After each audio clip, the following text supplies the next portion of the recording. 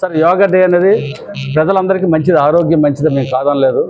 కానీ దయించి దానికి 400 కోట్ల రూపాయలు ఖర్చు పెట్టారు. ఇది ఎవడబ్బ సొమ్ము, ఇది ఎవడబ్బ సొమ్ము. ఈరోజు ఈ 400 కోట్లు ఉత్తరాంధ్ర ఖర్చు పెట్టమనండి, ఎంత డెవలప్మెంట్ అవుతుందో. ఈరోజు ప్రతి ఒక్కరు కబుర్లు చెప్తున్నారు. నెల రోజుల నుంచి స్కూల్లో పాఠాలు లేవు, రెవెన్యూలో వర్క్ లేదు. ఈరోజు ఎవరికి కూడా ఏది పని చేయాలన్నా పబ్లిక్ ఏది చేయాలన్నా నరకం చూశారు. అధికారులు ఎవరికి 4 రోజులు దొరకలేదు. ఏమంటే యోగా, ఏమంటే వైజాగ్, ఏమంటే విజయనగరం. ఇది ఎంత దారుణమైన పరిస్థితి. ఎవరికైనా అన్నం పెట్టిందా, ఎవరికైనా ఇది చేసింది తప్పేట్లేదు. ఆరోగ్యం అనేది మహాభాగ్యమే, దానికైతే మేము కాదనలేదు, చెయ్యండి.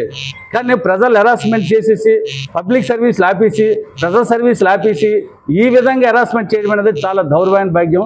మరి ఈ 400 కోట్ల సమాధానం ఎవరు చెప్తారు? ఈ 400 కోట్లు ఎవరు సమాధానం చెప్తారు? ఈ 400 కోట్ల శాశ్వతమైన పథకాలు ఈరోజు చేయవలసిన పోలిటుండే.